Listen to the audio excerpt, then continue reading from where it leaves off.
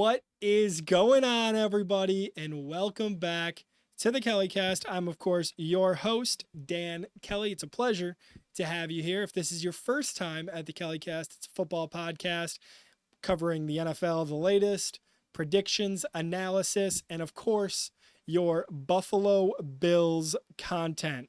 So we want to thank you once again for coming in. I super appreciate it. We got 3 games on for today that we're going to discuss.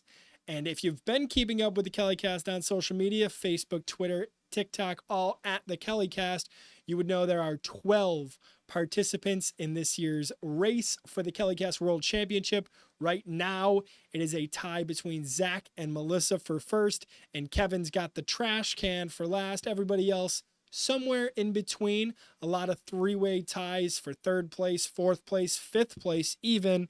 But let's get into the first game we're going to discuss today, which is the New Orleans Saints and Dallas Cowboys. Now, let's talk about the Saints first. Last week, they had a very solid week of football, putting up 47 points against the Carolina Panthers, a division rival. Let's discuss that, right?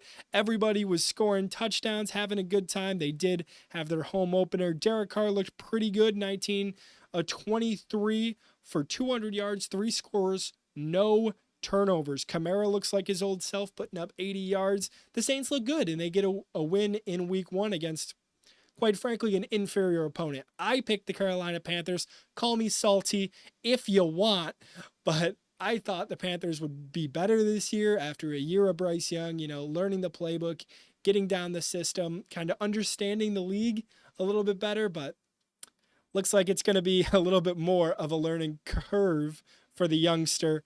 The Dallas Cowboys, meanwhile, took care of business against the Cleveland Browns, winning their game by a score of 33-17.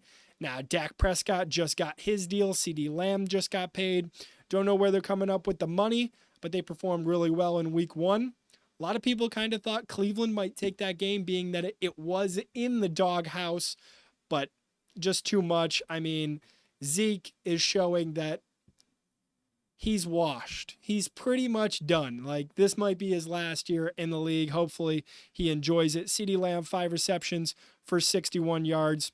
I think this game, pretty simple, pretty easy. I am selecting the Dallas Cowboys to win this game. For the rest of the KellyCast predictions, I will put them up right now. Good luck to everybody, even Kevin in last place with that trash can. Nick, surprising a lot of people, getting 3rd place. And of course, shout out to my lady who said that she did not like her ranking last week after the predictions.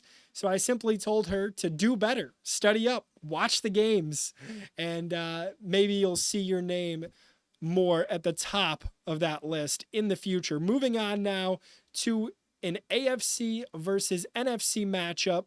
The Indianapolis Colts visiting the Green Bay Packers. Both of these teams winless right now, had a tough week 1. Starting off with the Indianapolis Colts, they played a very tough team, being the Houston Texans there in week 1, losing by only 2 points.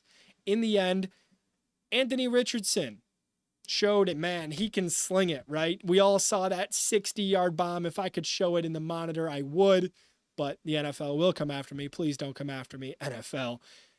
Being that Richardson had a couple of really good throws, he did only go 9 of 19 for 212 yards, 2 scores, and an interception. He was also the leading rusher for the Colts. Jonathan Taylor was second, and Alec Pierce, what a day he had. He earned the spot in that graphic with his 3 receptions for 125 yards and a touchdown to go along with it.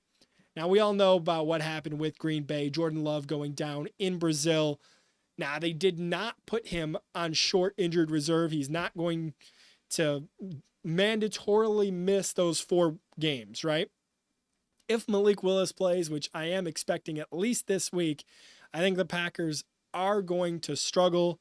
I'm going to select the Indianapolis Colts in this matchup. If it was healthy team versus healthy team, I think I for sure would be going the Packers, but I am playing for real for that KellyCast World Championship last year. Last year, Mitch went home with it, and he is an honorary Kelly but not the last name, Kelly. And he went home with the KellyCast Championship, and it ate at me all off season long. So I am going to really be on my game this year. I'm selecting the Colts. To one more contest here, an AFC matchup between the Cleveland Browns and Jacksonville Jaguars. Now, the Jaguars last week had a tough time playing the Miami Dolphins in Miami, losing by just 3. Jason Sanders ended up hitting a 52-yard field goal at the end there.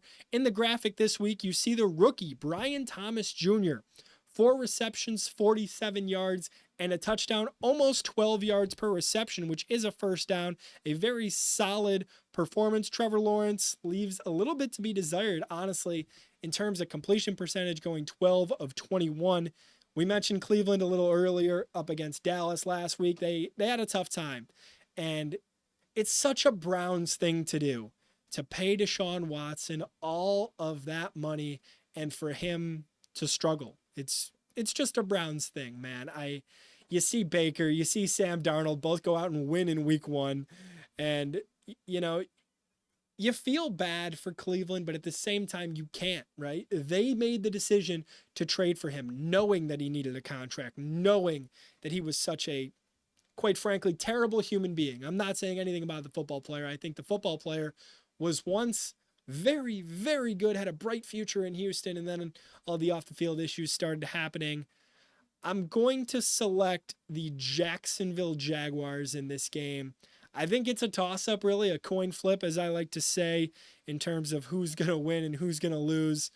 Ken, who is new to season 2 here on the KellyCast, thanks for joining us, by the way, Ken, mentioned to me, hey, you've heard the term before, any given Sunday, any team can beat any team. And while that is true, there are analytics, there are stats to go off of to kind of choose the right matchup, but at the end of the day, he's right. You know, Trevor Lawrence can have an ungodly performance. Deshaun Watson can come out and throw for 4 touchdowns. Who knows? That's what the games are for. That's why they're played every day, Thursday, Monday, Sunday, Saturday, sometimes Tuesdays, right? But I want to thank you guys for watching this video. If you made it all the way through, thank you so much. I'm Dan Kelly from the KellyCast. Stay classy, San Diego. Take it easy. I'll be seeing you guys in the next one. See ya.